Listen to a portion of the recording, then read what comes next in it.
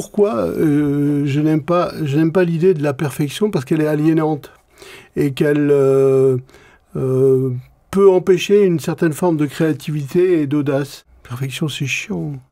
Souvent, les gens disent « mais vous n'avez pas peur qu'on vous copie ?» En fait, quand les gens prennent une idée et qu'ils se l'approprient, ça veut dire qu'elle est bonne. Chaque fois que je ressens une forme de peur, j'essaye de m'en affranchir, de me dire « si ça n'existait pas, comment je ferais ?» Mon but a toujours été de faire mon métier comme moi j'ai envie de le faire. Avant de retrouver notre invité du jour, je voulais vous remercier d'être présent chaque semaine et d'être toujours plus nombreux à faire une pause avec nous. Que ce soit en audio sur les plateformes d'écoute ou en vidéo sur YouTube. N'oubliez pas de vous abonner à la chaîne afin de ne pas rater nos prochaines pauses et bien sûr, n'hésitez pas à liker et à commenter l'épisode. Merci beaucoup et passons à l'épisode. Bonjour à toutes et à tous, je suis Alexandre Mars et vous écoutez Pause, le podcast où on prend le temps. Le temps de comprendre comment rendre l'impossible possible en explorant les parcours exceptionnels de mes invités. Qu'ils soient artistes, chefs d'entreprise, entrepreneurs sportifs ou encore activistes. Résilience, succès, inspiration, ils se dévoilent le temps d'une pause. Soyez les bienvenus. Imaginez un univers où la créativité se déguste, où chaque bouchée raconte une histoire, où l'audace et la précision transforment une simple gourmandise en une expérience inoubliable. Derrière ce raffinement absolu, il y a un savoir-faire, une vision, une quête perpétuelle d'émotion et d'excellence. Et derrière tout cela, il y a mon invité d'aujourd'hui. J'ai la chance de recevoir l'un des plus grands artistes et artisans du goût au monde, un perfectionniste qui a su révolutionner l'art de la pâtisserie en réinventer les codes tout en respectant ses racines. Le temps d'une pause, celui que le surnomme le Picasso de la pâtisserie, se raconte et nous révèle ses secrets de créateur, ses inspirations, ses conseils et sa vision du métier. Bonjour Pierre Hermé. Bonjour. C'est sympa l'intro. Ah oui, mais il y a quelques erreurs dans l'introduction. Bah vas-y. En fait, je déteste le mot perfectionniste parce que pour moi, je suis tout sauf un perfectionniste. Pourquoi je n'aime pas l'idée de la perfection? Parce qu'elle est aliénante et qu'elle peut empêcher une certaine forme de créativité et d'audace. Et donc, moi, j'aime beaucoup plus l'idée de l'attention aux détails que la perfection. Perfection, c'est chiant. Puis elle n'existe pas. Oui, c'est voilà, une illusion, donc, la perfection. Pourquoi essayer alors ça, c'est le premier truc que tu me reprends. Qu'est-ce qu'il y avait d'autre que j'ai Non, après, il y a quelque chose que j'ai bien aimé dans l'introduction, c'est le mot audace, parce que c'est vraiment, pour moi, ça fait partie une des valeurs de mon métier, parce que c'est ce qui me pousse chaque jour, c'est ce qui m'accompagne au quotidien. C'est cette idée d'oser, de se dépasser, de faire des choses que d'autres ne font pas, que je n'ai jamais faites, que voilà. J'aime bien cette idée de l'audace et c'est quelque chose que j'essaye d'insuffler aussi aux gens qui travaillent avec moi en les poussant à être audacieux et à ne pas avoir peur. La peur... Alors je reprends une phrase de saint François de Sales, je crois, qui dit « La peur fait plus de mal que le mal ». Et c'est vrai que j'ai horreur de cette idée-là. J'ai horreur de cette idée de la peur. Et pourtant, tu la confrontes parfois, la peur? Ah ben bien sûr. D'accord. Oui, mais une peur, c'est fait pour être dépassé. C'est fait pour être... C'est quoi la dernière chose qui t'a fait peur? Il peut y avoir plein de choses dans la vie quotidienne, ouais. Mais c'est vrai que j'aime pas cette idée et chaque fois que je ressens une forme de peur, j'essaye de m'en affranchir, de me dire si ça n'existait pas, comment je ferais? Quelque chose que moi, quand j'ai travaillé pour ce moment avec toi, que j'ai adoré, c'est le Picasso de la pâtisserie. Alors, c'était un journaliste américain qui l'avait écrit. Au début, tu as, je crois, regardé ça avec un peu de distance, et puis quand même, c'est agréable. Quand on te dit ça, toi, quand quelqu'un l'écrit, quand ça reste, c'est de la fierté qui t'habite, c'est l'étonnement. Ce qui est intéressant, c'est comment ça se produit. Ouais. C'est-à-dire que c'est un journaliste américain qui s'appelle Jeffrey Steingarten, qui a pendant longtemps écrit la rubrique gastronomique de Vogue, illustré par les photos d'Irving Penn ou d'autres grands photographes, mais principalement Irving Penn. Et c'est un monsieur que j'ai rencontré, je ne me rappelle plus par quel biais. Et puis, il m'a dit, je veux venir passer du temps avec vous. Alors, j'ai dit, oui, je me suis dit, bon, il va faire comme un journalier français, il va venir passer une journée ou une demi-journée. Et puis, non, le gars, il a passé une semaine avec moi. Et il a... à la manière des vrais journalistes américains, c'est-à-dire qu'il m'a posé... Une vraie enquête, c'est ça que tu veux dire. C'est un ancien avocat en plus, donc... Tu ne pouvais pas t'en sortir. Le gars, il m'a posé les questions frontales, sur le côté, à droite, à gauche, de haut, en bas. En fait, il a chaque question et chaque réponse, il l'a challengé. C'était très intéressant. Il a voir tes équipes aussi, d'ailleurs. Il a fait la même chose. C'était très intéressant, cet exercice, parce que j'ai appris, en fait. J'ai appris quelque chose. Je ne savais pas que ça existait. Et donc, j'ai passé vraiment beaucoup de temps avec lui et j'ai apprécié. Après, on est devenus amis. C'est après que tu sois ami qui t'a dit ça toi ou avant? Non, c'était avant. C'est qu'au moment où il a fait l'article. C'est beau. Hein. Et c'était assez extraordinaire parce que tous les faits cités dans l'article ont été vérifiés, comme le font les journaux américains, ce qu'on appelle les fact-check. Et donc, c'était une vraie enquête.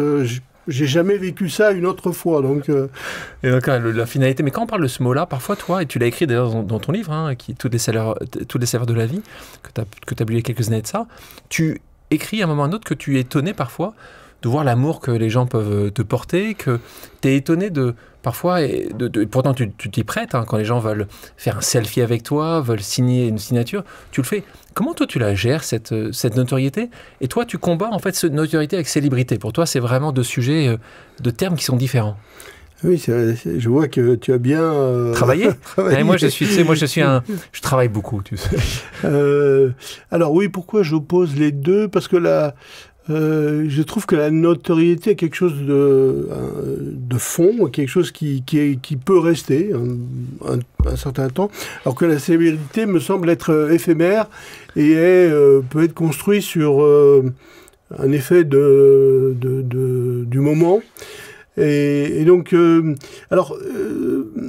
les gens, quand ils viennent me voir, c'est pas comme si j'étais un homme politique. Si j'étais un homme politique, les gens viennent vous voir. Quand vous êtes un homme politique, ils viennent vous voir et vous disent un truc qui peut être amélioré. Vous n'avez pas fait ça, ou pourquoi je suis pas content, je suis pas d'accord avec vous. Alors que moi, les gens viennent me voir et me disent Monsieur Hermé, j'aime vos gâteaux, j'aime tel gâteau.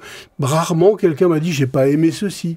Si, une fois, je me rappelle très bien, en 2002, c'était lors d'un cocktail, il y a une dame qui dit Monsieur Hermé, j'ai goûté vos macarons, mais il y en a un, là, à l'huile d'olive, c'est vraiment n'importe quoi, Monsieur Hermé.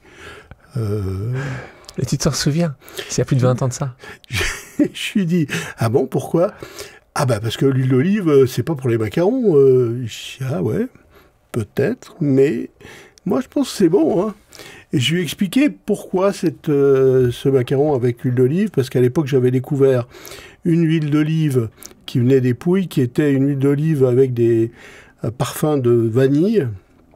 Donc j'ai poussé ce parfum de vanille en ajoutant une touche de vanille, et dans chaque macaron je mettais à l'époque, et je mets toujours, 3 petits morceaux d'olive verte pour développer la note verte de l'huile d'olive. Donc pour moi le macaron il était abouti, il était très bon, et aujourd'hui c'est un macaron qu'on continue de vendre occasionnellement, mais pour lequel j'ai développé d'autres recettes à base d'huile d'olive, notamment dernièrement un macaron à l'huile d'olive et citron vert. Donc toi, ça arrive quand même de temps en temps que des gens puissent venir te dire que... C'est plus rare. C'est pour ça que je m'en souviens. C'est en 2002 quand même, souvenez-vous. Donc n'hésitez pas à aller voir Pierre si quelque chose ne vous convient pas. Ceci étant, tout le monde qui te voit dans la rue n'a pas eu la chance de pouvoir goûter tes produits. Encore une fois, c'est comme ça que tu as voulu te développer au départ, c'est être vraiment le très haut de gamme de la pâtisserie. Justement, donc tu as aussi une volonté de pouvoir... arriver à faire que de plus en plus de gens puissent arriver à toucher les bons produits que tu crées? Alors, moi, mon langage, c'est le goût. Et mon mode d'expression, c'est le goût. Et donc, c'est pas le visuel, c'est pas l'effet, c'est vraiment le goût, parce que c'est ça qui nous touche. Quand on mange un gâteau, on est touché par ce qui se passe, par une émotion même éphémère que l'on peut ressentir, des sensations, des textures. Et c'est vraiment ce sur quoi mon travail est concentré. Et donc, quand quelqu'un ressent même un tout petit peu de l'intention que j'y ai mise, c'est toujours un joli compliment. Mais comment tu fais que ça puisse être partagé par le plus grand nombre? Des gens qui n'ont pas forcément les moyens de rentrer dans une de tes merveilleuses pâtisseries. Est-ce que ça, si tu penses que tu pourrais arriver à trouver des produits en fait, le macaron est déjà une formidable clé d'entrée parce que contrairement à un repas dans un restaurant étoilé ou dans un restaurant ou dans un bistrot, on peut rentrer dans une pâtisserie, acheter un macaron à 2,90 € et on peut se faire un petit plaisir. Il est à 2,90 € le tien? Oui. D'accord. Tu sais, ici, tu connais le modèle, on a des pauses amicales, c'est-à-dire des gens qui t'aiment beaucoup, qui vont te poser une question, et donc qui vont te poser une question spécifique parce qu'ils te connaissent bien. On va écouter la première question, c'est FX de Maison, l'acteur qu'on aime beaucoup. On écoute ta question. Salut Pierre, j'espère que tu vas bien et j'espère qu'on se voit bientôt. On m'a demandé, Alexandre Mars m'a demandé de te poser cette question. Alors, j'ai réfléchi, et puis je t'en ai déjà posé quelques-unes des questions depuis le temps qu'on se connaît. Mais en fait, moi, il y a quelque chose qui m'intéresserait, c'est d'avoir ton opinion sur la façon dont la pâtisserie raconte notre époque. En fait, il y a des gâteaux qui étaient à la mode sous Louis XIV. Il y a des gâteaux qui étaient à la mode au début du siècle. Moi, je me souviens de gâteaux très crémeux aux anniversaires de ma grand-mère. Je me souviens de gâteaux qui m'ont accompagné petit. Et aujourd'hui, quelles seraient les tendances? Comment la pâtisserie raconte vraiment notre époque? Écoute, débrouille-toi avec ça. Je t'embrasse. Salut. Mais merci FX. Donc, tu connais depuis quelques années, FX? Oui, on se connaît depuis de nombreuses années. Oui. Il t'aime bien. Donc, on partage une passion qui est la passion du vin. Et puis bien sûr de la convivialité, mais surtout la passion du vin. Il a fait d'ailleurs son dernier spectacle était justement sur le vin. En tout cas, c'était une excuse de rentrer par là. Un spectacle assez génial. Divin. donc FX qui te dit une époque, la pâtisserie. Comment toi tu le vois comme ça, c'est la connexion avec une époque, une évolution justement. Oui, la pâtisserie évolue avec les époques. C'est-à-dire que par le passé, je mets, on va dire par exemple un siècle en arrière, la pâtisserie était plus rudimentaire, mais il y avait déjà des gâteaux. Ces gâteaux étaient souvent très sucrés parce que le sucre était aussi à moyenne conservation. Avec l'évolution des moyens de conservation, du froid, etc., on s'est dit, les gâteaux sont un peu sucrés, il faut qu'on ait des sucres, parce qu'aujourd'hui, on sait les conserver dans un réfrigérateur, et puis on a envie de choses moins sucrées, moins grasses, plus légères. Et puis, avec l'apparition, et je prends quelques raccourcis volontairement, avec l'apparition des réseaux sociaux, on a aussi une pâtisserie qui est visuelle. Donc beaucoup de pâtissiers s'expriment par le visuel. Et moins par le goût, c'est ça? J'oppose pas l'un et l'autre, mais moi je me suis vraiment toujours concentré sur le goût. Bien sûr, quand vous achetez un gâteau, il faut qu'il soit beau, il faut qu'il soit appétissant.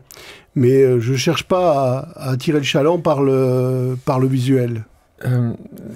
Moi, je me suis intéressé, on parlait d'évolution. L'évolution qui arrive en ce moment, c'est aussi une évolution de l'intelligence artificielle qui est là. Donc, on verra qu'est-ce que ça aura comme impact sur ton métier.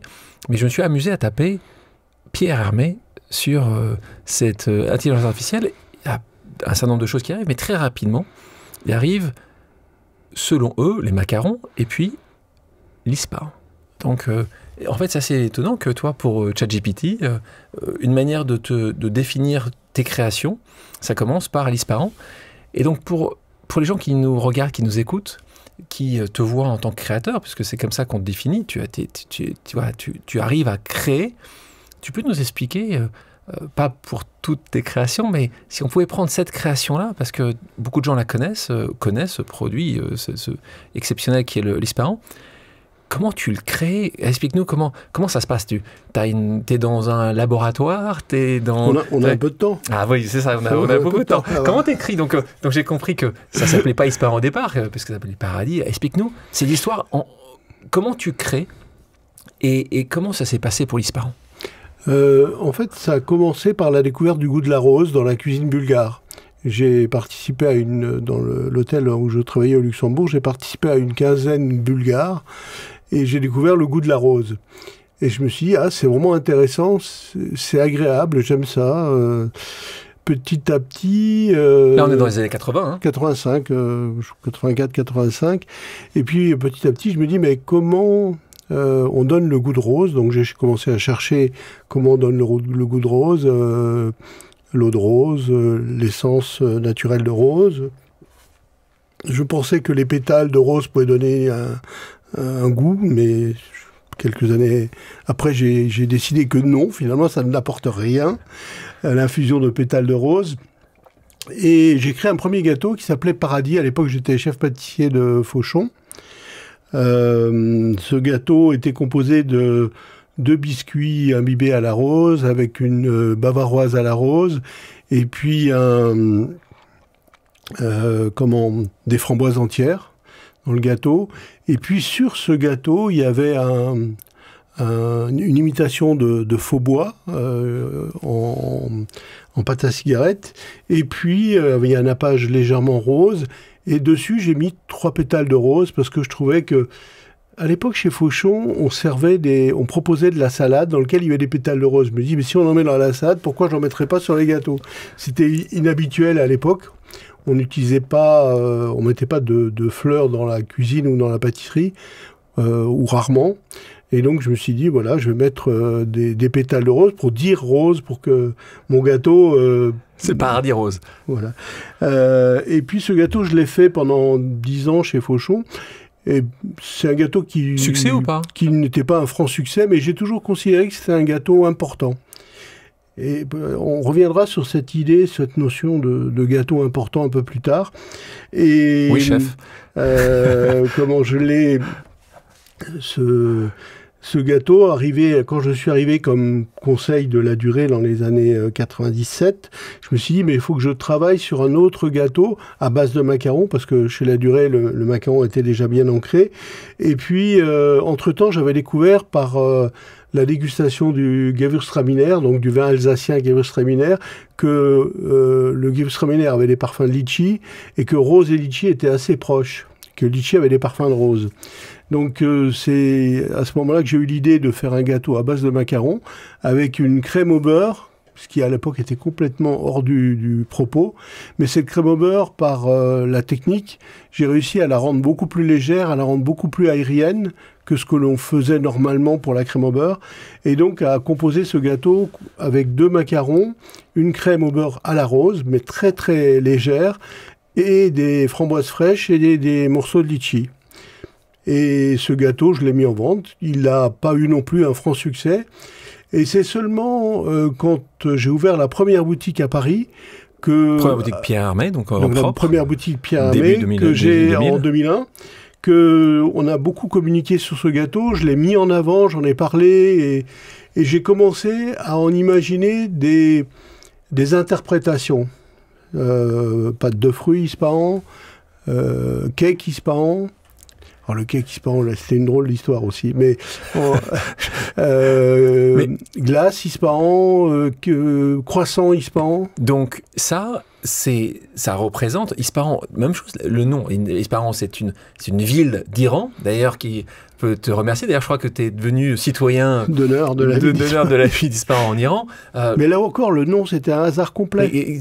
Comment tu as trouvé ce nom? J'avais acheté un livre sur les roses anciennes dans une brocante. Et je feuilletais ce livre parce que j'ai acheté le livre parce que comme je travaillais sur la rose, je me suis intéressé à la rose. Et il y avait une rose qui s'appelait Ispahan. Et donc voilà, c'est devenu Ispahan par hasard. Et aujourd'hui, c'est l'Ispahan, donc c'est ta création, mais c'est vendu dans...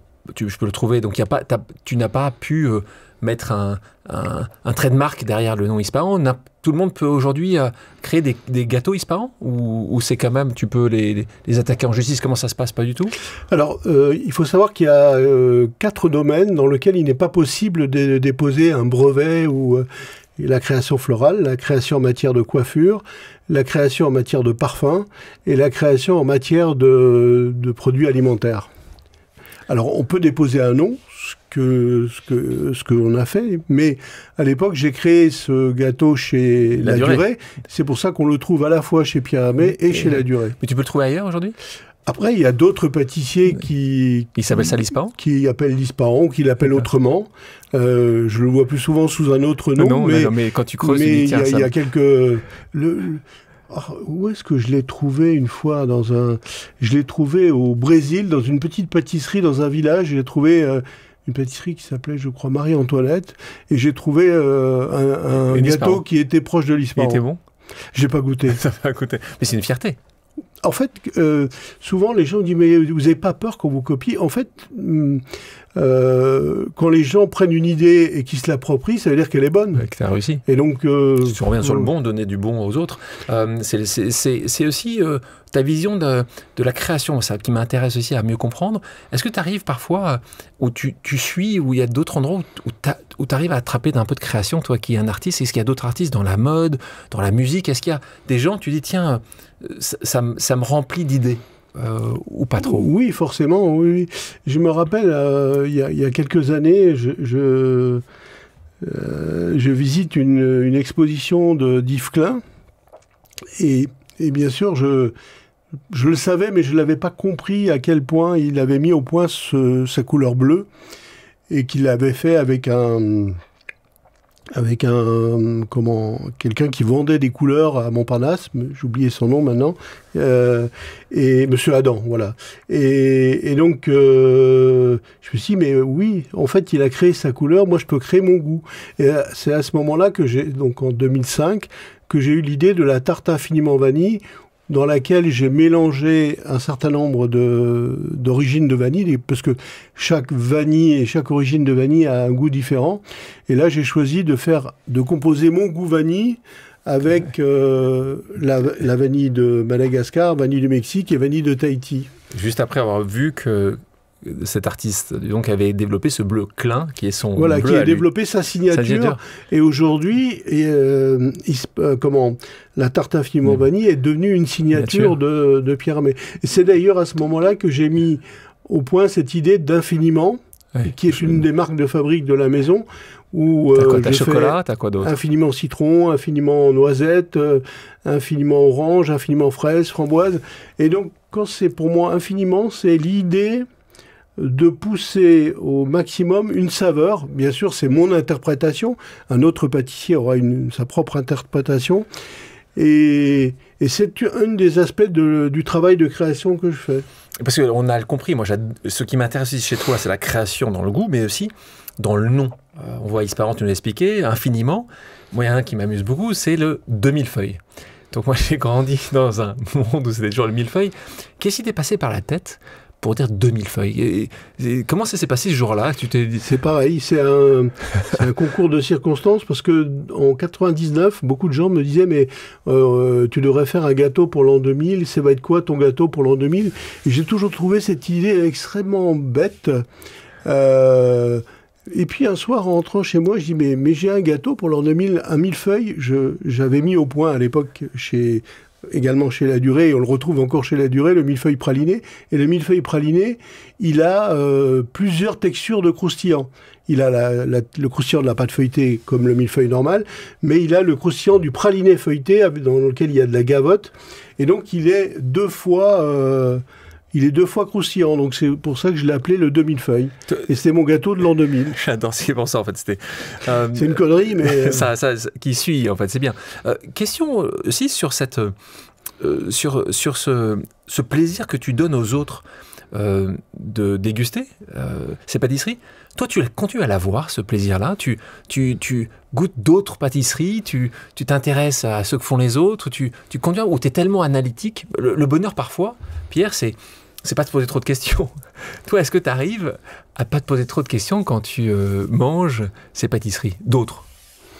Ah non, je peux avoir un discernement dans la dégustation.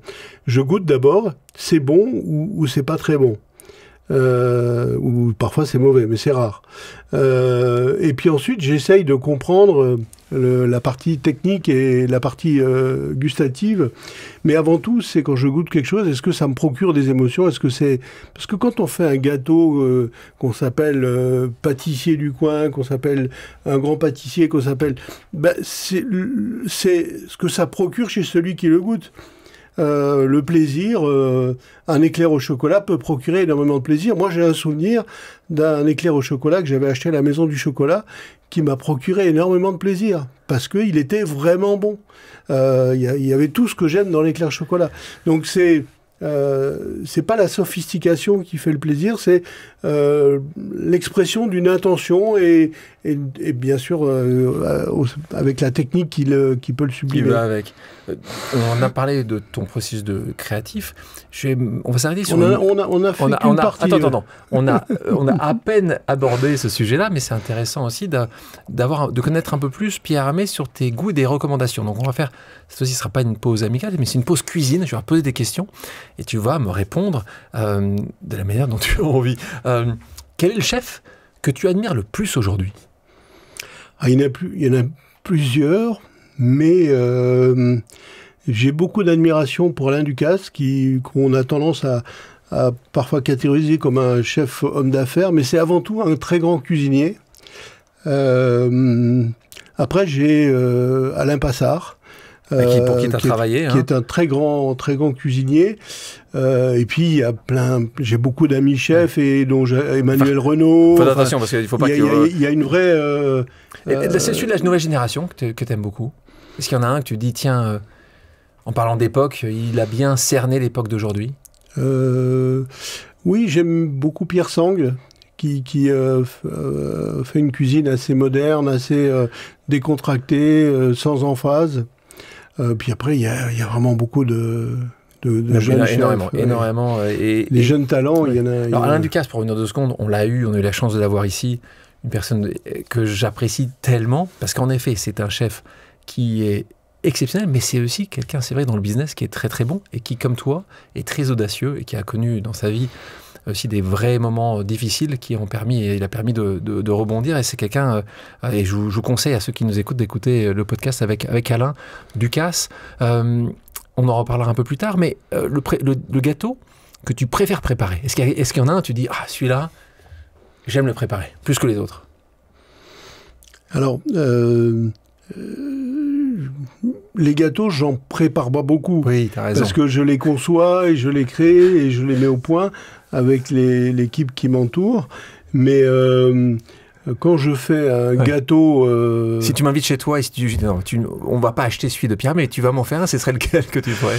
Je ferais un truc très simple, je vous ferais la tarte au quetch que faisait mon père. Génial. Si c'est la saison des quetch, sinon, je sais pas, je ferais quelque chose de simple, mais une très bonne tarte. Ou le restaurant que tu préfères aller entre amis, tu dis, voilà, ça je sais que ce sera toujours un bon moment. Est-ce qu'il y a un restaurant? Il y a un restaurant que j'aime beaucoup qui est dans le 20e, qui s'appelle Le Baratin, qui est un petit bistrot tenu par un couple d'amis et où on a une bonne cuisine avec des produits d'exception et puis des vins. C'est un endroit où j'ai beaucoup appris sur le vin, où Philippe Pinotto m'a fait beaucoup découvrir de vins et de vignerons, parce que c'est un repère de chefs, de vignerons, donc on y rencontre souvent des chefs ou des vignerons. C'est un endroit, je vous le conseille, donc dans le 20e. Et si tu devais transmettre une seule recette, ce serait laquelle? Tu dis, cette génération d'après, tu vois, si tu devais mettre dans un endroit... Estella, qui est un gâteau que j'ai mis au point il y a 2-3 ans, et qui pour moi est supérieur à l'Ispahan en termes d'expression des saveurs. C'est incroyable. Il est composé d'un sablé au blé noir, d'un praliné au pignon de cèdre, d'une gelée d'herbes. Dans ces herbes, il y a menthe, livèche, coriandre et sauge. Et puis, il y a une crème aux bourgeons et aiguilles de pin. C'est un ensemble de saveurs qui surprend, tout en étant rassurant. Et c'est un gâteau qui volontairement est très frais et qui est très peu sucré, et donc qui étonne, mais qui est rassurant. J'adore, c'est pas mal. Qui étonne, qui est rassurant. Combien de temps tu mets pour cette création? Entre le moment où tu commences à t'y mettre et le moment où la première personne qui n'est pas de ton premier cercle va le goûter? Alors, c'est un gâteau que j'ai développé en plusieurs étapes. Tout d'abord, il y a 4-5 ans, j'ai le patron de Bilker Salmon, Alexandre Bader, qui me demande de faire une création pour associer à une nouvelle cuvée de champagne, et donc qui était la cuvée sous bois. Et donc, je compose un dessert, une recette, dans lequel j'utilise déjà cette gelée, dans lequel j'utilise la crème aux bourgeons et aiguilles de pin. Et puis, je commence à élaborer cette recette avec à la fois des agrumes et des fraises des bois. Et du coup, je trouve ce dessert extrêmement intéressant, et je me suis dit, mais j'ai envie d'en faire un gâteau. Et donc, j'ai poursuivi dans l'année qui suivait sur la mise au point d'un gâteau. Ce gâteau, je lui donne une première apparence, et en fait, je crois que je me suis trompé parce que c'était trop visuel. Il avait l'apparence d'une pomme de pin, et du coup, je trouvais ça pas intéressant. Et là, cette année, je l'ai retravaillé, enfin, l'année en 2024, je l'ai retravaillé, et aujourd'hui, il a une apparence à la fois très légère, très appétissante, tout en étant simple. Voilà, pour ceux qui doivent aller goûter ou qui peuvent aller goûter cette nouvelle création, on a parlé, tu as évoqué ton papa il y a quelques minutes. C'est important parce que tu es né quand même dans un contexte familial qui était porté sur ces sujets, parce que tu es la 4e génération. D'ailleurs, là, tu parlais d'Alsace aussi tout à l'heure, la famille vient de Colmar. 4e génération, qu'est-ce que ça veut dire 4e génération? C'est-à-dire que ton papa, à Colmar, il y avait une maison Hermé, ça s'appelait comme ça, c'était la boulangerie, c'était une boulangerie-pâtisserie. Boulangerie-pâtisserie qui a été ouverte en 1870, et donc qui a connu mon arrière-arrière-grand-père, mon arrière-grand-père, mon grand-père et mon père. Boulanger fort. Arrière-arrière-grand-père. Arrière-grand-père, grand-père et mon père, et moi, la donc, la 4e génération. Mais moi, dès 9 ans, je savais que je voulais être pâtissier, mais je ne voulais pas reprendre l'affaire familiale. Je ne voulais pas vivre la vie de mes parents. Qui était une vie où tu l'as vu, qui était très dure, d'élever très tôt, voilà, très peu de temps avec la famille. Mais même c'est le contexte de travailler en famille. Enfin, je n'avais pas envie de ça. Ouais. Parce que ta maman travaillait avec ton papa. Oui, bien sûr. Oui, donc, voilà, donc ça, tu t'es dit, et tu avais connu ton grand-père travailler ou non? D'accord. Et elle existe encore, cette boulangerie? Cette boulangerie-pâtisserie a été vendue, mes parents l'ont vendue à un de leurs employés, qui l'a, lui, dirigé pendant une 20aine d'années. Aujourd'hui, c'est devenu, je crois, une agence immobilière. Eh oui. Mais elle s'appelait vraiment Maison Hermé? Ça s'appelait Boulangerie-Pâtisserie Hermé. Et alors une petite anecdote qui est pas déterminante, mais sur la vitrine, mes parents avaient toujours laissé Camille Hermé, qui était le nom de mon grand-père. Et donc, un jour, le successeur a enlevé cette vitre et a remplacé par son nom. Et du coup, il y a quelque temps, un de mes collaborateurs l'a trouvé sur eBay et l'a racheté. J'adore. C'est trop sympa, ça. C'est des anecdotes. Et tu l'as? Ça y est, maintenant, tu l'as offert? Oui, je l'ai. Oh, c'est joli. On parlait des parents. C'est important parce que dès 9 ans, tu as cette vision-là. Parce que tu grandis en voyant ton papa avec ses odeurs dont tu parles, du croissant. Je pense que c'est lui qui m'a donné envie et qui m'a communiqué sa passion. Ouais, communiquer la passion, même s'il avait quand même assez peu de temps proche, on est d'une génération différente, hein, c'était pas... Mais pour pouvoir le voir, il fallait que j'aille à l'atelier, et donc je passais beaucoup de temps avec lui. Pour passer du temps avec lui, j'étais là. Alors, ce qui est aussi intéressant, et on parlait d'Alain Ducasse, ta maman, un peu comme les parents d'Alain, ne voulaient pas forcément qu'il devienne cuisinier. Toi, ta maman, t'as dit d'ailleurs, comme ça, qu'elle voulait pas vraiment, mais elle voulait pas vraiment, parce qu'en fait, elle se disait, c'est comme ça que tu l'imagines, elle t'a dit, que tu avais trouvé la femme en faisant ce métier-là, Est-ce que c'est vraiment ça, la vraie raison pour laquelle ta maman ne voulait pas que tu deviennes pâtissier ? C'est une des raisons, je pense, parce que elle se levait de bonne heure, elle ouvrait la boutique à 5h ou 5h30, et donc c'est une vie qui... Et un seul enfant. Voilà. T'as pas de frères et sœurs, toi? Non, j'ai pas de frères et sœurs. Donc il y a quand même une... Donc elle a préféré que tu ailles... Elle voulait faire que tu fasses quoi, ta maman? Pas d'idée. Peu importe. Peu importe, mais pas comme tes parents, en fait. Donc là, on se retrouve jeune, hein, parce que là, t'as 14 ans, il faut bien voir la situation dans laquelle tu te trouves. T'as 14 ans, et là... Je devais faire, à 14 ans, je devais faire un apprentissage d'une pâtisserie de la région, et je sais pas comment ça s'est produit. Mon père voit une annonce dans les dernières nouvelles d'Alsace, quelques mois avant que je doive commencer mon apprentissage. Le nôtre cherche apprenti. Et il y avait un représentant de commerce qui était là chez mes parents. Et il dit, le nôtre, c'est formidable, nana. Et mon père, il dit, tu veux y aller? Moi, j'avais vu Monsieur Le Nôtre à la télé, dans des émissions de Jacques Martin, avec des grands gâteaux, tout ça, ça m'impressionnait. Et du coup, il me dit, si tu veux, écris. Du coup, le week-end d'après, j'ai écrit avec ma grand-mère. On a fait une très belle lettre à la directrice du personnel de chez Le Nôtre, qui s'appelait Madame Tecle. Et puis, cette dame nous a convoqués avec mes parents. Et finalement, j'ai été embauché chez Le Nôtre. Je suis arrivé à Paris le 28 août 1976. J'ai débuté chez Le Nôtre avec 35 ou 40 autres apprentis. Et donc là, tu viens, encore une fois, tu viens pas de Paris, tu n'as pas grandi à Paris, tu te retrouves d'un village qui est pas une grande ville française. Tu le ressens comment, toi? Ça t'inquiète pas? Tu sais ce que tu veux faire? T'es habité par réussir, par montrer que c'est faisable? Quel est ton moteur à toi, à 14 ans? Alors, moteur, il y en a deux, on va dire, principaux. L'un, c'est d'apprendre mon métier dans une maison d'exception, qu'on qualifiait comme ça et que d'autres qualifiaient comme ça à l'époque, et je pense qu'ils avaient raison. Et puis, le fait un autre moteur qui était la peur de l'échec. Ça veut dire que je me voyais pas revenir chez mes parents en disant j'ai pas réussi, c'était pas possible pour moi, impossible.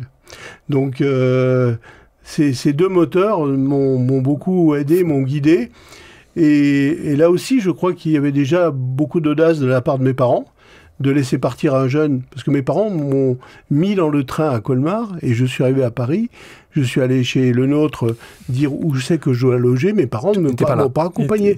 Donc aujourd'hui ça paraît fou.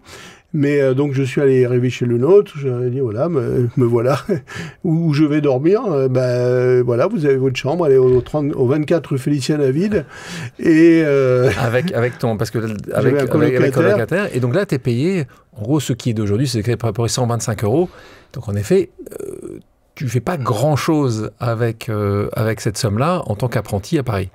Non, ça c'est sûr, mais bon, c'était le salaire d'un apprenti. Oui. Un salaire d'un apprenti, c'est un salaire qui est plus bas, mais j'ai eu une chance formidable parce que c'est vraiment ce qui a forgé ma connaissance du métier, mes références, mes bases, auxquelles encore aujourd'hui je me réfère, qui sont le socle du pâtissier que je suis devenu.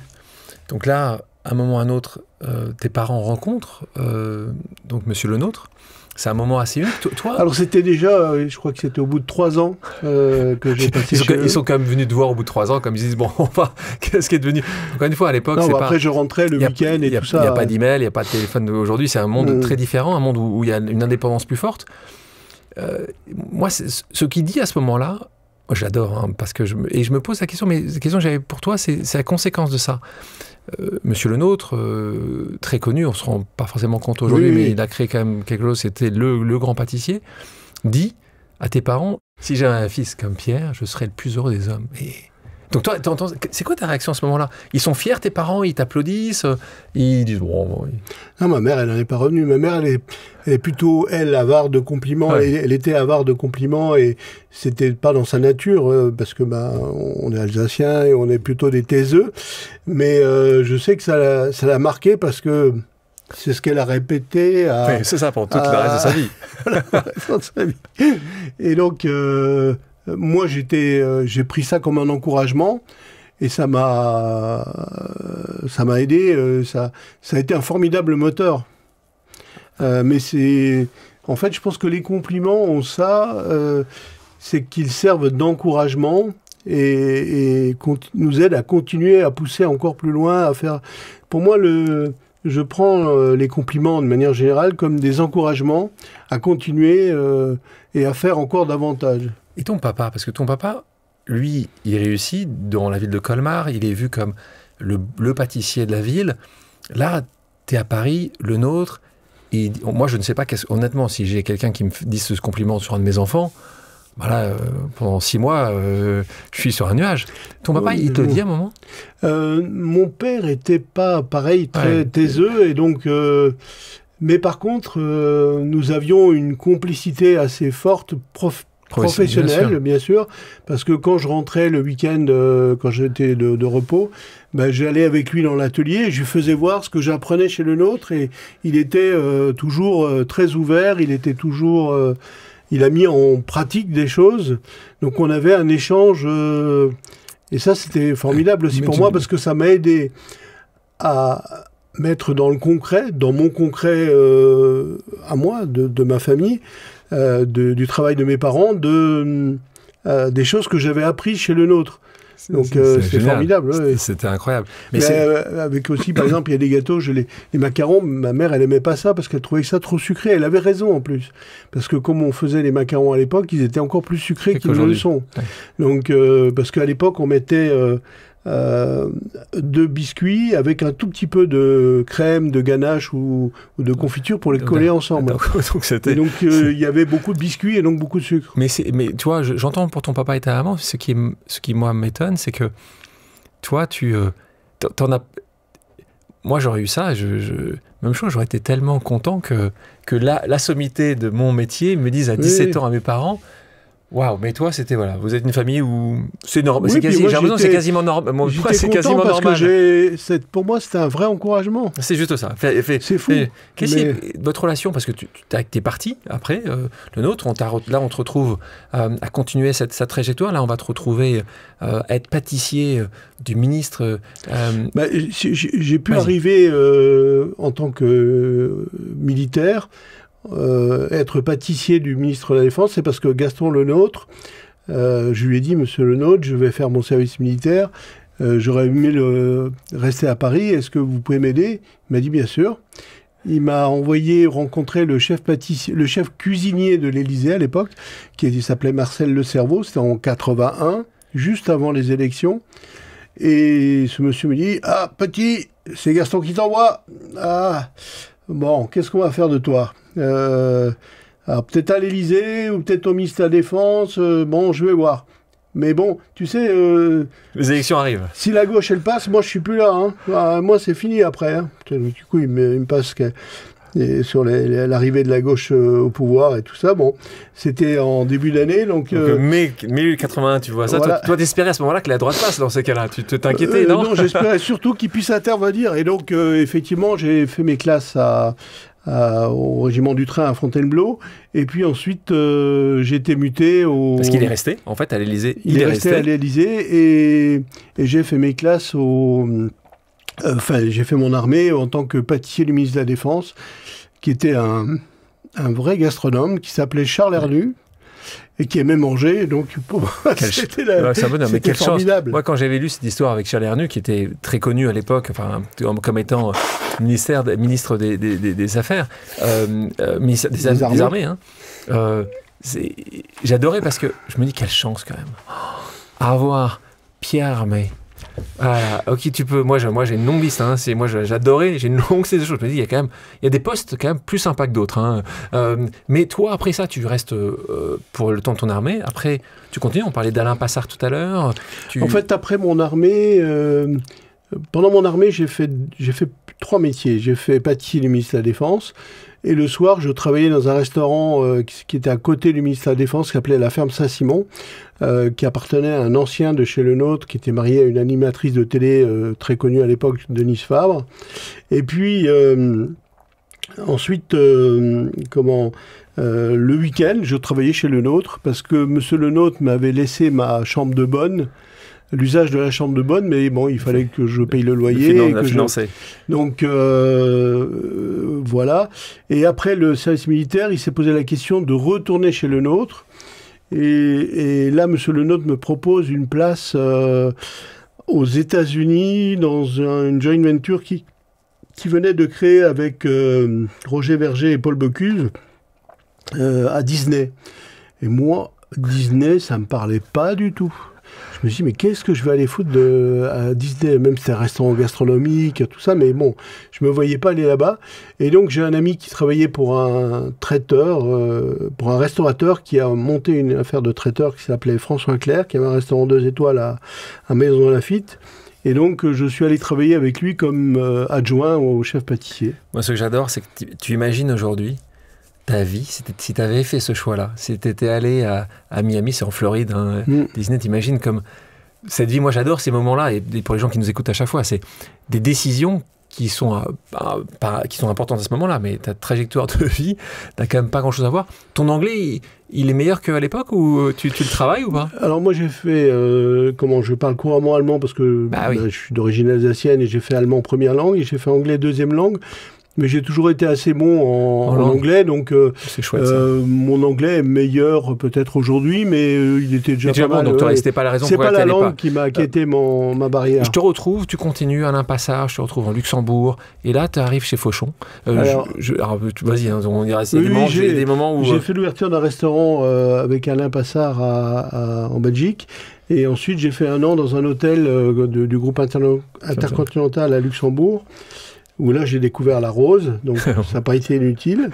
Et puis après, j'ai le monsieur qui m'avait envoyé à Luxembourg, qui est le meilleur voyer de France, ancien chef de chez Fauchon, Serge Breda, qui me dit, Pierre, chez Fauchon, ils cherchent un chef pâtissier, est-ce que ça t'intéresse?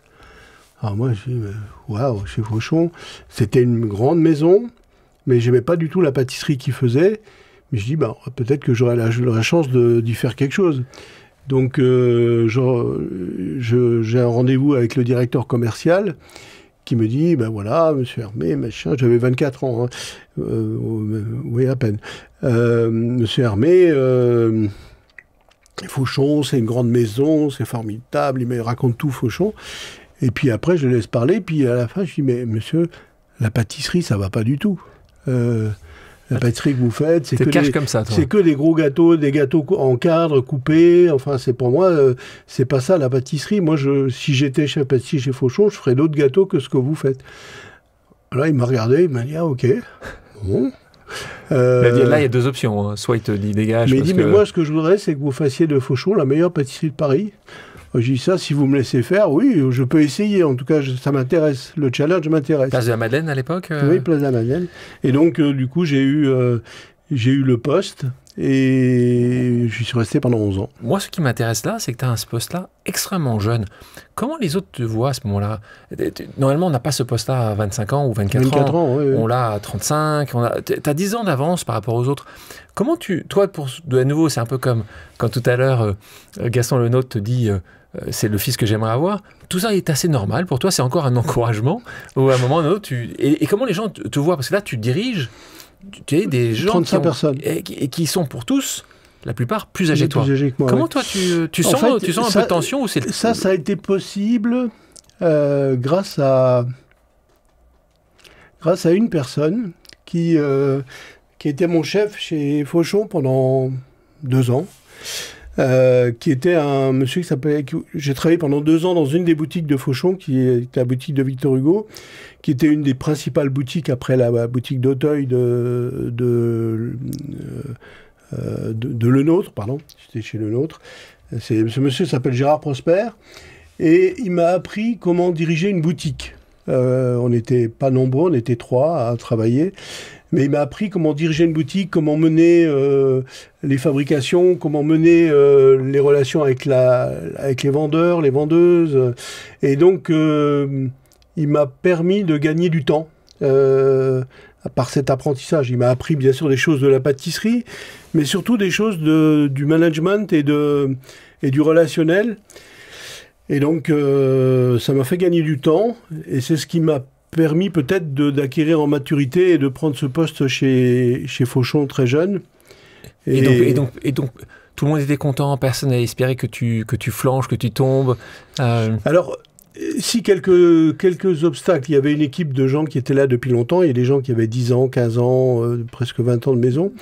Il y en a un seul qui n'était pas content et qui m'a un jour insulté, et donc je l'ai licencié immédiatement. C'était simple. Moi, c'est clair. Et du coup, ça a servi d'exemple, et puis après, j'ai plus jamais eu de problème. Et puis, comme le directeur commercial m'avait dit, il faudrait que vous fassiez de Fauchon la meilleure pâtisserie de Paris. Donc j'ai demandé comment il fallait faire s'il fallait présenter les produits. Donc on m'a dit oui, il faut les présenter à la patronne.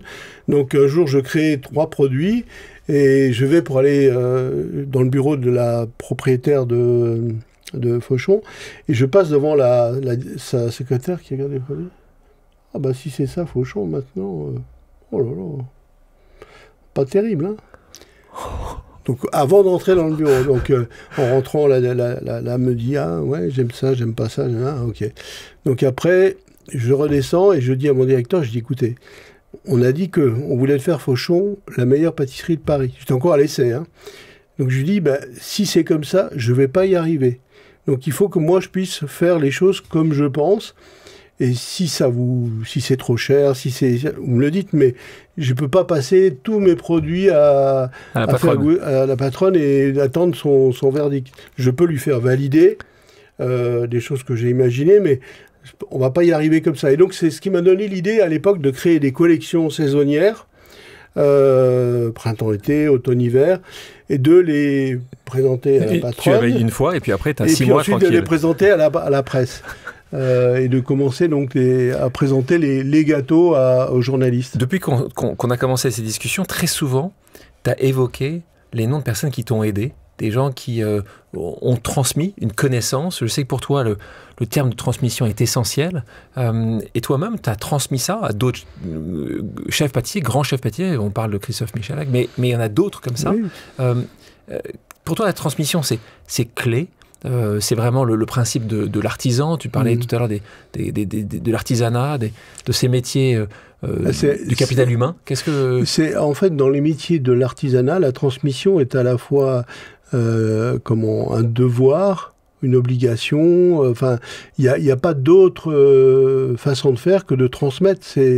C'est absolument indispensable pour former des générations, et puis indispensable pour donner à comprendre aussi ce qu'on fait, comment on le fait, pourquoi on le fait. Et après, souvent on me parle des pâtissiers que j'ai formés, il y en a un certain nombre, tu as cité Christophe, il y en a pas mal d'autres, mais aussi ce qui est important, c'est ceux qui sont dans la maison aujourd'hui, parce que il y a des gens qui travaillent avec moi depuis 30 ans, 15 ans, 20 ans, 10 ans. Et pour moi, c'est pareil, c'est des gens que j'ai formés et qui, eux, font au quotidien, permettent de produire les meilleurs gâteaux possibles. Enfin, à mon sens, bien sûr. Donc, pour moi, ces gens-là sont importants aussi. Et la transmission s'exerce aussi auprès d'eux et elle continue parce qu'ils se travaillent avec moi au quotidien.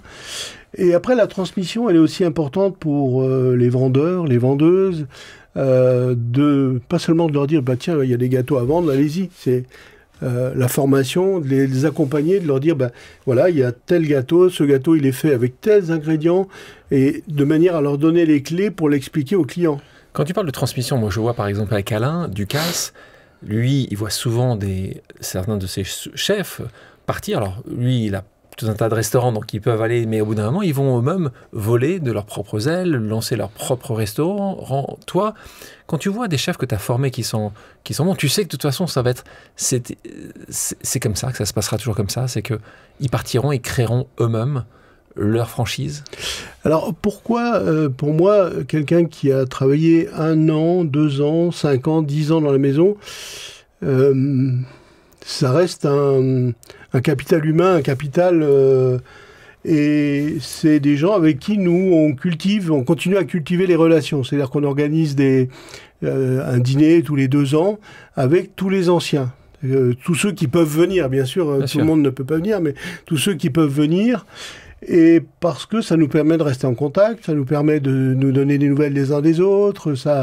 Et puis, on a aussi beaucoup d'anciens qui sont partis à des moments parce qu'ils avaient besoin d'apprendre autre chose et qui ont parfois envie de revenir. On en a un certain nombre dans la maison.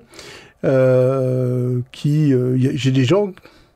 Dans la maison, j'ai des gens qui sont partis 2 fois ou 3 fois de la maison. Ils sont revenus, mais à chaque fois à des postes différents, avec des missions nouvelles, avec nous une capacité de leur proposer un autre challenge.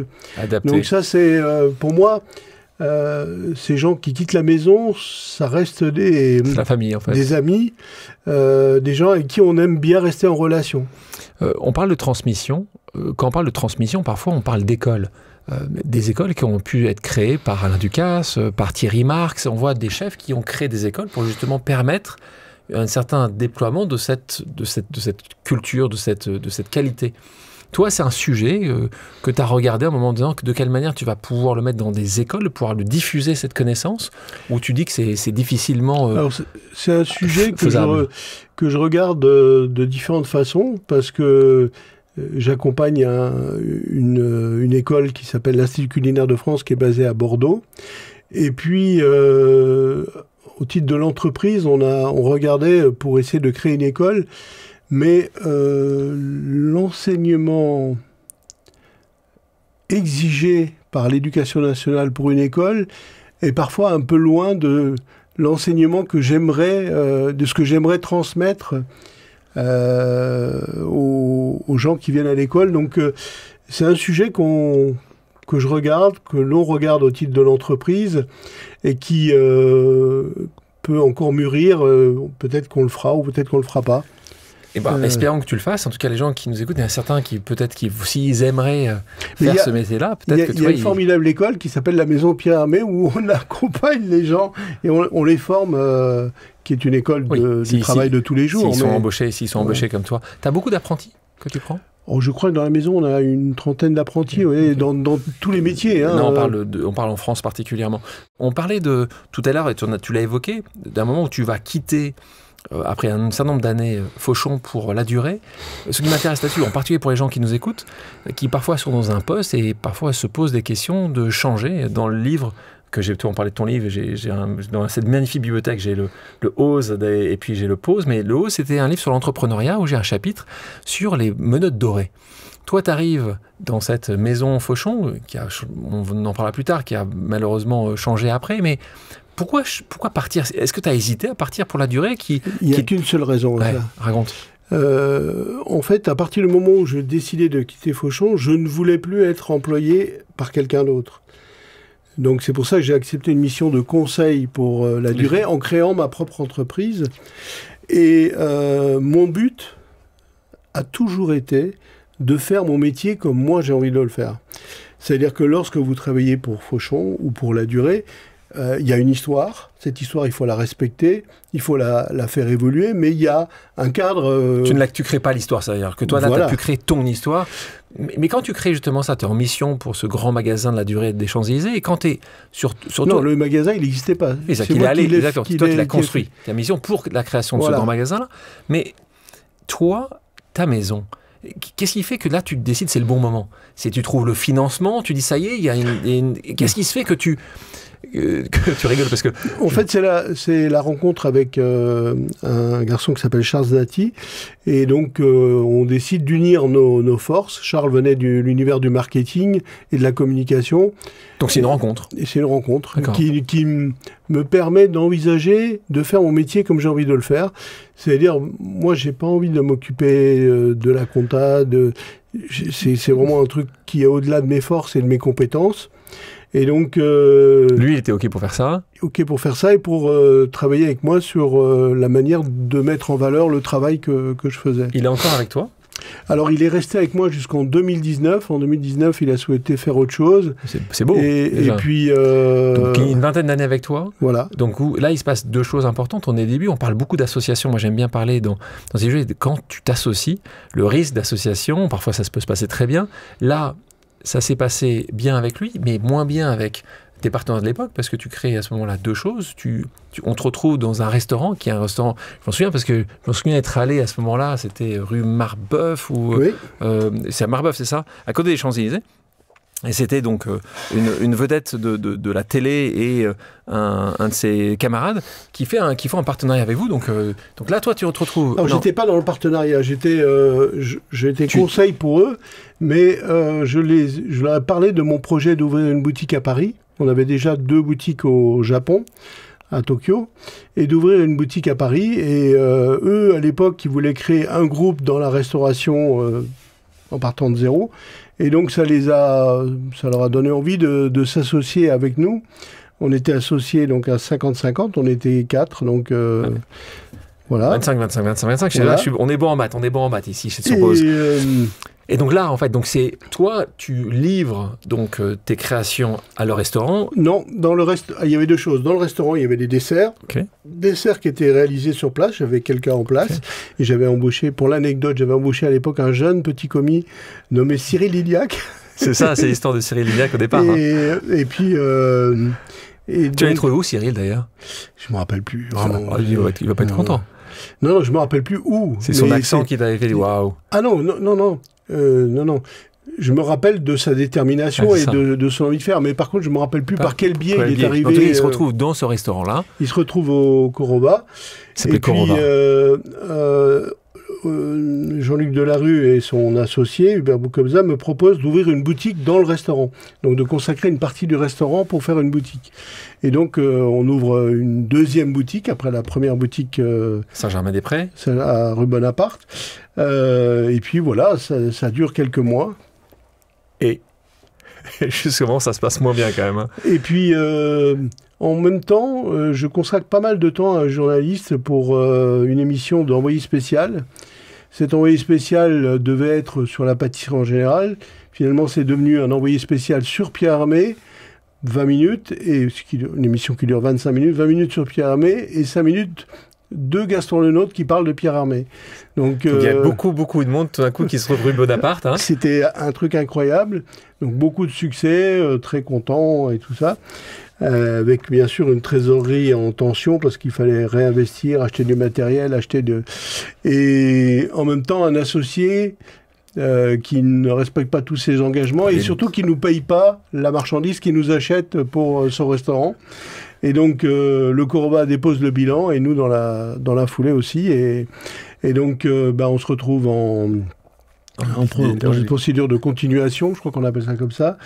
Et puis voilà. Et donc là, c'est un moment pour toi qui, un premier vrai échec dans ta vie de business là-dessus, parce que pour l'instant... Alors c'était un échec, mais qui n'était pas dû au travail. C'était un échec qui est dû à une mauvaise association d'environnement. Et d'ailleurs, je me rappelle de Jean-Luc Delarue me disait, mais tu sais, tu devrais me céder mes parts. Alors je lui ai dit, regarde-moi bien. Le jour où tu vas te lever à 4h du matin pour aller faire les gâteaux, on pourra avoir cette discussion. C'est ce moment où il allait se coucher. On continue. Là, tu as payé pendant des années ces dettes qui étaient sur ce plan de continuation. Pourtant, tu continues un peu plus tard à t'associer. Là, on va te retrouver t'associer avec un autre grand groupe qui est l'Occitane. Et puis encore après, donc, avec un groupe qui est le groupe Walter Butler. Donc, tu as de toute façon besoin de financement. Et donc, là, tu t'agis à mieux... Normalement, les gens, ils peuvent faire l'erreur une fois. S'ils le font 2 fois, c'est peut-être de la bêtise. Toi, comment tu as fait pour les associations d'après ? T'as beaucoup discuté, t'as vu beaucoup de gens, c'est humain, dans le développement d'une entreprise, on a toujours besoin de financement. Si on veut continuer le développement, ce qui était notre cas. Et à un moment donné, on a eu un partenaire, un fonds de la banque, du CIC, notre banque, qui au bout d'un moment devait sortir. Et donc il a fallu substituer ce fonds de notre banque par un autre fonds, et il y a eu plusieurs candidats, et finalement on a retenu l'Occitane parce que c'était le propriétaire de l'Occitane était un ami. Et fondateur, donc, propriétaire fondateur. Alors le fondateur était un ami, et celui qui a racheté, t'as raison d'ailleurs. Celui qui est propriétaire encore aujourd'hui. En fait. Voilà, Renaud Geiger, qui est aujourd'hui encore propriétaire de l'Occitane. Et puis on a eu cette folle aventure des Champs-Élysées. Et puis ensuite, l'Occitane a cédé les parts à un autre grand groupe, à Walter Butler, qui nous accompagne aujourd'hui et qui m'accompagne dans le développement de l'entreprise. Et ça, c'était un choix, de nouveau, c'était un choix. Toi, ils t'ont dit, on va vendre les parts, tu faisais partie de ce processus de vente? Oui, partie du processus de vente, mais en même temps, l'Occitane étant majoritaire, mais ils savent que sans toi, ils ne peuvent plus faire grand-chose quand même. Je ne sais pas, non. Je pense que personne, dans aucune organisation, personne n'est indispensable. Quand ton nom est porté, ton nom porte et sur la porte, c'est quand même un peu plus simple. En même temps, ce qui est important, c'est de définir un projet avec quelques associés que ce soit. Et on a avec Walter Butler et ses associés, on a défini un projet.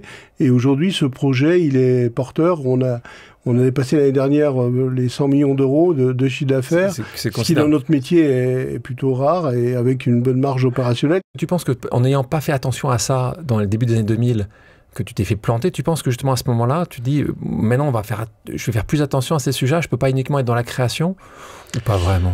Moi, j'ai toujours voulu rester dans la création et concentrer mon travail là-dessus. Donc, pour moi, mon travail, j'essaie de le concentrer sur la création, la manière dont les produits créés sont fabriqués au quotidien. Donc, ça veut dire choix des matières premières, choix du matériel, des techniques, choix des options marketing et communication, et puis la manière dont les produits sont vendus. Donc, c'est pour moi ce qui permet d'être sûr de ce que tous les jours, ce qui est dans la boutique chaque jour. On parle de 100 millions de revenus, un succès maintenant mondial. Tu es maintenant dans combien de pays? Tu as plus de 80 boutiques, c'est ça? Tu connais exactement le nombre de tes boutiques? Oui, 82 je crois, 82 boutiques. Et on est dans une douzaine de pays. Ouais. Et donc toi, votre objectif collectivement, parce qu'on a compris que tu es associé maintenant avec un fonds d'investissement, c'est d'être dans 20 pays, 25 pays. Tu as un plan à quoi? 3 ans, 5 ans, 10 ans? Comment tu as travaillé, toi? C'est le nombre de pays qui est important. C'est le nombre de boutiques, c'est quoi? C'est la façon dont on le fait et avec qui on le fait et comment on le fait. Pour moi, c'est le plus important, c'est pas d'être dans 25 pays. Disons que tu le feras bien à chaque fois. Ce serait quoi un objectif que tu as? Je ne pensais pas que tu allais mal le faire. Hein. Dans une vingtaine de pays, si ça produit du sens et si ça crée de la valeur, c'est intéressant. Oui. Et quels sont les pays qui vont suivre là? Tu as un grand lancement, je crois, cette année. Cette année, on a l'ouverture de plus de 15 points de vente. Donc certains en France. Donc tu vas très vite. Donc là, c'est une volonté d'accélérer le développement. Non, c'est que ce développement, il se construit depuis 2 ans. Et il y a pas mal de projets qui vont aboutir. Cette année, il y a une ouverture à Singapour, qui va être la plus grosse boutique de la marque, avec des choses nouvelles que j'ai développées spécialement pour Singapour. Ensuite, il y aura un hôtel, parce qu'on a dans notre activité, il y a plusieurs. Hôtel, tu fais aussi des hôtels, toi, maintenant. Mais il y a plusieurs modes de commercialisation. Il y a bien sûr les boutiques, macarons, chocolat, pâtisserie, glace, viennoiserie. Et puis, il y a des collaborations avec des hôtels. Donc, on a environ 7 ou 8 hôtels qu'on accompagne comme ça dans le monde. Peut-être le plus connu, c'est la Mamounia à Marrakech. Mais sinon, il y a le Ritz-Carlton à Kyoto, le New Otani à Tokyo, le Parc Hyatt à Niseko, il y a le Four Seasons à Riyad. Et là, donc cette année, on va accompagner un hôtel qui va ouvrir un hôtel Jumeirah qui va ouvrir à Dubaï. Et puis on va ouvrir également des boutiques à Dubaï. Et on est également au Rosewood à Abu Dhabi. Donc. C'est quoi le modèle, pour les gens qui nous écoutent, c'est quoi le modèle que tu... Donc, soit c'est en propre, soit c'est en franchise. Comment tu fonctionnes là-dessus? Donc c'est les deux possibilités. Donc, tu veux expliquer pour les gens qui nous... Donc, en propre, donc c'est toi qui vas vraiment gérer l'ensemble des opérations? On est en propre en France, au Japon, en Angleterre et à Hong Kong. Et puis après, on est ailleurs sur les modèles de franchise et où on accompagne des hôteliers. On s'occupe de toute la pâtisserie de l'hôtel et très souvent il y a une boutique, il y a un salon de thé, il peut y avoir un restaurant aussi. Donc ils suivent toutes vos recettes, tu vas les voir, il y a un contrôle qualité que tu fais, c'est vraiment une scène de franchise. Et puis il y a des boutiques aussi, donc des pâtisseries, comme ce qui va ouvrir à Singapour, ça va être une pâtisserie avec un salon de thé, avec un très, très gros, très beau projet. Est-ce que je vais retrouver le Stella, l'Ispahan, l'infiniment Noisette dans toutes ces boutiques-là ou pas forcément? Alors, ce qu'on va retrouver dans toutes les boutiques, c'est les macarons, les chocolats. Dans les gâteaux, c'est toujours l'Ispahan, c'est toujours infiniment vanille, le demi-feuille et carrément chocolat. Donc ça, ils sont toujours là. Les plaisirs sucrés. Et puis après, il y a, en fonction des pays, il y a des créations qu'on met en avant, d'autres en fonction aussi des saisons, en fonction des produits disponibles dans le pays. Donc ça, c'est un travail qu'on fait d'ajustement en chaque pays. Dans l'évolution de être novateur, prendre cette audace, là, on va parler un peu de tes nouveaux délices véganes. Donc, à quel moment ça t'arrive, ce sujet? À quel moment tu le vois arriver et que tu vas changer ta manière de cuisiner pour répondre à un besoin qui n'existait pas il y a 15 ans, ou très peu. C'est pas pour répondre à un besoin, justement. C'est ça qui est intéressant, parce que en 2019, on me propose de faire une collaboration avec la Maison du Chocolat. Et j'ai dit, ok, ça peut être intéressant, parce que moi, j'étais ami avec le fondateur de la Maison du Chocolat, et je crois que c'est une maison que je respecte beaucoup. Je dis, mais faire quelque chose avec la Maison du Chocolat, qu'est-ce qu'on va pouvoir faire qu'ils n'ont pas déjà fait? Parce que juste apposer deux marques côte à côte, bof, ça n'a pas d'intérêt. Et donc, en discutant avec le créateur de la Maison de Chocolat, qui s'appelle Nicolas Cloiseau, il me disait qu'il avait travaillé sur des chocolats véganes, mais qu'il n'osait pas le dire, et que finalement, c'était un peu timide. Je me dis, mais c'est formidable. On va travailler sur 2 gâteaux véganes. Et du coup, c'est comme ça que j'ai commencé à travailler sur 2 recettes véganes, rose des sables et fleur de cassis. Et du coup, je me suis pris au jeu et je me suis dit, mais c'est intéressant parce que pour moi, c'est fait partie des axes d'avenir. Donc, j'ai essayé de m'enseigner, de travailler. J'ai décidé de faire un livre pour nous forcer un petit peu à avoir avec une co-auteure qui s'appelle Linda Bongara, qui est une spécialiste de la pâtisserie végétale. Et donc, on a fait ce livre pour nous forcer aussi à acquérir cette connaissance, à développer des recettes. Et aujourd'hui, dans les boutiques Pierre Hermé, il y a toujours une recette de pâtisserie végétale.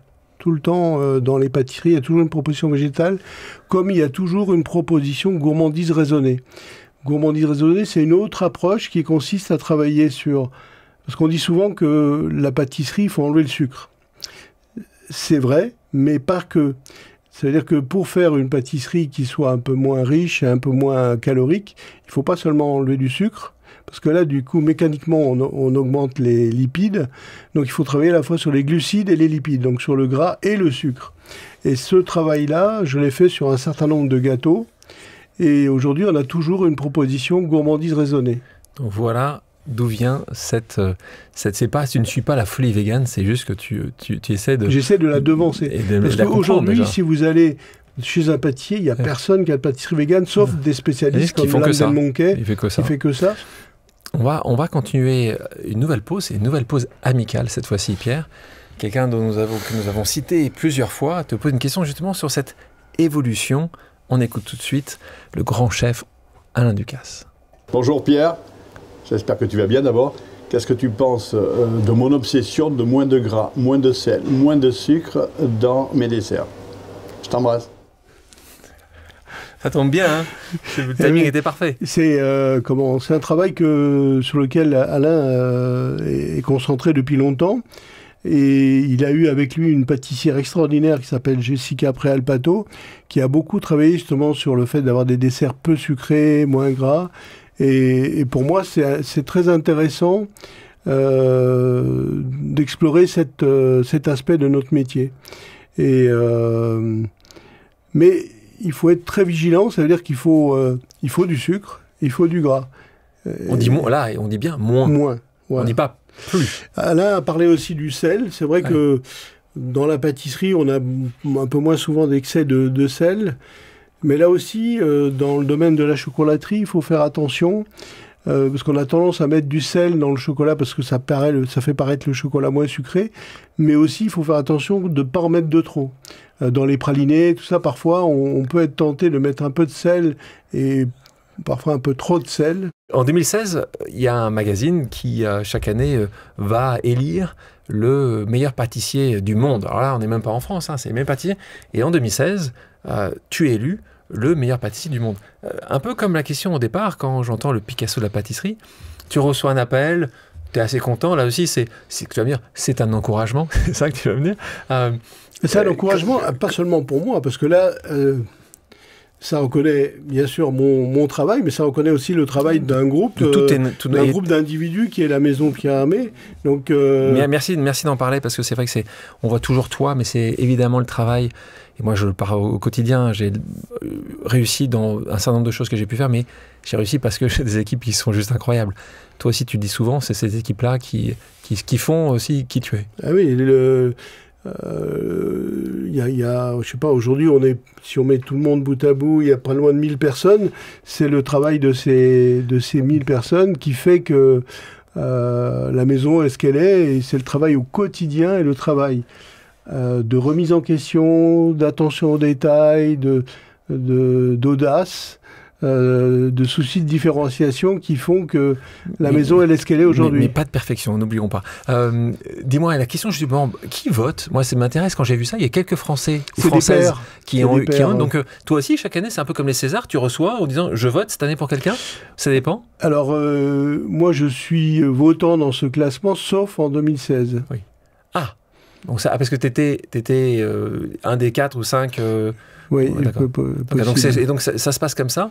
Et d'autres, donc tu es assez fier aussi parce que tu dis, je ne suis pas le seul, il y a d'autres Françaises et Français qui ont... Oui, puis après, il y a eu d'autres pâtissiers qui ont eu cette distinction. Je pense à Cédric Grolet, je pense à Jessica Préalpato qui a eu ce prix aussi. Enfin, il y a eu d'autres pâtissiers de talent qui ont eu cette récompense. Tu parles, en parlant de succès ou de réussite, tu fais partie des gens, et j'achète ça. Moi, je dis souvent que la réussite, c'est une goutte de talent dans un océan de travail. Toi, c'est 99% de travail de 1% de talent. Tu le crois vraiment à ça? Tu penses que c'est essentiellement ton travail qui a fait ton succès? Tu l'as dit, hein? C'est un sujet de désaccord avec ma compagne qui, elle, dit qu'il y a une part de chance. Certes, il y a une part de chance, mais c'est le travail de chacun qui fait que... Mais bien sûr, oui, il y a une part de facteurs l'environnement, les gens qu'on rencontre, mais tout ça est dû à qui on est et ce qu'on fait et comment on le fait. Comment t'attrapes? Dans mon dernier livre qui s'appelle Pause, j'ai un chapitre qui se dit « La chance existe, les chanceux n'existent pas ». La chance existe évidemment. Tu es né avec une famille de pâtissiers, ils t'ont donné ça. Qu'est-ce que tu en as fait toi? À quel moment, quand tu t'es retrouvé avec 40 apprentis et non alternants, à ce moment-là, il n'y en a que 20 qui ont été sélectionnés.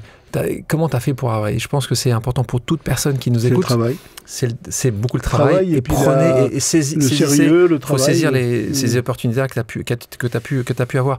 On parle... Il y a une chose dont on n'a pas parlé qui moi, me tient à cœur. C'est qui est relié au sujet dont on parle. Mais il y a un truc qui est important, c'est qu'il faut savoir faire des choses pour rien. C'est-à-dire des choses qui n'ont pas d'objectif précis. Et il faut les faire parce qu'on trouve ça intéressant, parce qu'on peut se laisser guider par son instinct en disant « c'est intéressant, en tout cas ça m'intéresse ». Et c'est souvent ces choses-là qui rapportent le plus. C'est-à-dire qui rapportent le plus, pas forcément tout de suite, pas tout de suite, de l'argent, et pas tout de suite. Et pas tout de suite, mais c'est souvent des choses qui rapportent un contact, une idée, qui sont le point de départ d'une idée. Enfin, pour moi, c'est très très important d'avoir cet esprit, cette ouverture d'esprit, parce que elle est c'est vraiment enrichissant. Et même si ça rapporte rien après, le fait de l'avoir fait rapporte déjà. Soyez pas trop transactionnel, c'est ça que tu veux dire. Ouais. Si demain tu devais tout quitter, tu dis, tu sais quoi, tu ferais quoi? Ah, j'en sais rien. Tu t'es jamais fait une petite bucket list comme en disant, si je ne faisais pas ça, ou avant de partir dans une autre vie, j'aimerais faire ça. Tu t'es jamais posé ça comme question? Non. Parce que c'est d'ailleurs, ça me rappelle une conversation que j'ai eue plusieurs fois avec Charles Zdatier, avec qui j'ai créé cette entreprise. Je lui disais, mais toi, tu peux faire autre chose quand tu veux. Moi, je ne sais pas faire autre chose. Il pouvait faire autre chose, t'as raison. Il a fait quoi d'ailleurs après? Il a pris la présidence du MEDEF, Île-de-France, et il a ouvert une chocolaterie brésilienne. Et c'est lui cette fois-ci qui s'y met ou pas à faire Non, c'est pas lui qui fait le chocolat. Peut-être que tu devrais dire, il faut pas trop qu'il s'y mette. On parlait de, j'avais beaucoup aimé aussi parce que j'avais vu que Pierre Hermé, même t'es dans le Petit Larousse, c'est ça? C'était ça, donc c'est des distinctions. Tu fais encore attention à ces distinctions, c'est un sujet important. Moi, un sujet qui est très important, c'est de mettre en avant ce qui se fait de mieux en France dans le monde entier. Ça, c'est aussi un thème, ce côté-là d'être une forme de représentant de la France et des valeurs de la France. Je trouve ça plutôt très, très intéressant, très valorisant. Et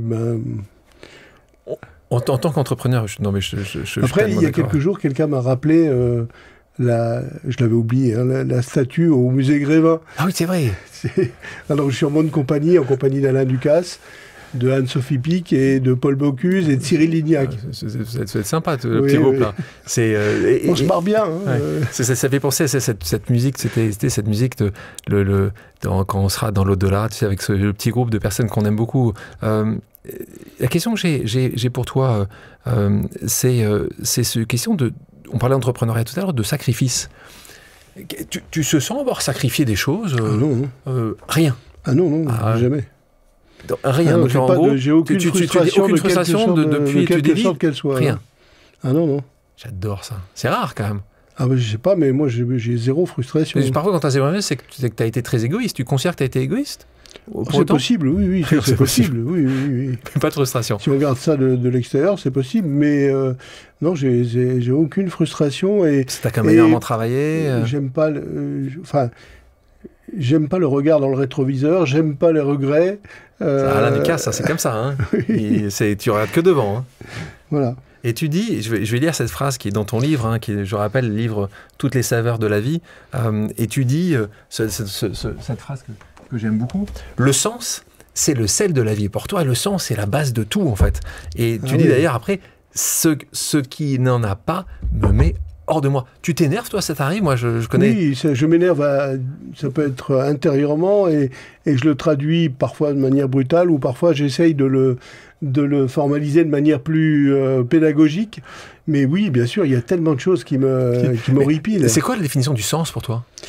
C'est quoi le sens quand tu dis le sens de la vie? C'est quoi le sens de la vie? Pourquoi tu es sur Terre, toi? C'est le sens des actions, c'est pas faire des choses pour les faire, c'est de faire des choses qui sont construites et que qu'on part de quelque part pour aller à un autre point. Mais il faudrait que je vous donne un exemple concret, mais je sais pas, par exemple, quelqu'un qui pourrait me dire il faudrait faire des gâteaux en trompe-l'œil. Pourquoi? Parce qu'il y a déjà des gens qui font les gâteaux en trompe-l'œil, ils les font bien. Donc pourquoi je ferais des gâteaux en trompe-l'œil? Après, si je trouve une bonne raison de faire des gâteaux en trompe-l'œil, oui, ça m'intéresse. C'est pas le fait de faire un truc en trompe-l'œil que j'ai pas envie de faire. Mais donc parce qu'il y aura pas de sens. Mais toi, le sens de Pierre Hermé, de ton existence, de ce que tu fais, t'arrives à le définir? C'est que des gens comme moi, et on est nombreux, se régalent, soient heureux pendant ces quelques secondes, ces quelques minutes. C'est donner un peu de bonheur. Du bonheur, des émotions, du plaisir. C'est simple, hein, c'est pas... Non, mais c'est rien de faut des choses complexe, simples, hein. Non, ouais, mais il faut des choses simples. Après, on peut en parler de manière plus élaborée, mais c'est simple. On peut parler d'architecture du goût, de choses comme ça, mais in fine, finalement, c'est bon ou c'est pas bon. Ouais. Moi, plus qu'à d'élaborer, ce qui m'intéressait, c'est de dire le pourquoi. Pourquoi Pierre Hermé? Moi, je crois beaucoup à ces choses. Pourquoi Pierre Hermé? Pourquoi tu fais ce que tu fais? Est-ce qu'à un moment, tu dis juste, j'ai créé une 83e boutique, une 4e boutique. Pourquoi tu fais ce que tu fais? Le bonheur, le bon. Pour pouvoir proposer une expérience de goût unique. Au plus grand nombre.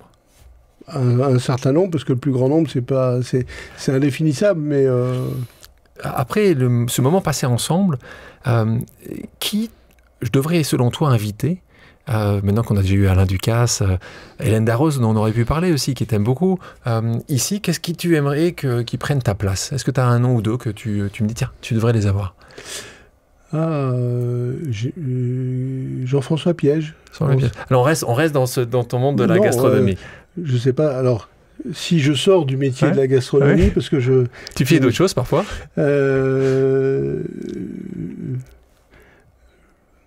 Et vous n'avez pas essayé, t'as pas essayé d'inviter le Dalai Lama? Oh, qu'est-ce que j'aimerais. T'as un contact peut-être? Non. Mais... Dalai Lama, on note. C'est un personnage qui est fascinant. Pas sûr de l'avoir facilement. Non, mais après, il y a plein d'autres gens dans différentes disciplines. Ça peut être un artiste, ça peut être un architecte. Je pense que Bernard Venet serait un artiste intéressant. Un bon candidat. Ouais. Et pour terminer, toi, où t'aimes faire une pause? Quand justement t'as envie de prendre un peu de recul, tu l'as fait où ta pause, toi? Il y a un endroit dans le monde où tu dis, je suis bien là? Chez moi. Déjà, je suis bien. Chez toi à Paris? À Paris. Et puis sinon, j'aime beaucoup la Corse et Bonifacio. Et puis, j'aime beaucoup l'Italie aussi. Donc, ouais, tu vas commencer à me lister tous les villes que tu connais beaucoup. Bah, c'est des beaux endroits. La Corse, merveilleuse île. Pierre, merci beaucoup pour ton temps et pour tes réponses. Merci à toi. Merci à toutes et à tous d'avoir pris le temps de faire une pause avec nous. J'espère que l'émission vous a plu, inspiré ou fait réfléchir. Si c'est le cas, je compte sur vous pour le partager avec vos proches, laisser un commentaire et mettre la note de 5 étoiles sur les plateformes d'écoute. Si vous voulez me suggérer des invités ou simplement me faire part de retours, vous pouvez me contacter via LinkedIn en tapant Alexandre Mars ou bien m'écrire à l'adresse suivante, le podcast pause@gmail.com.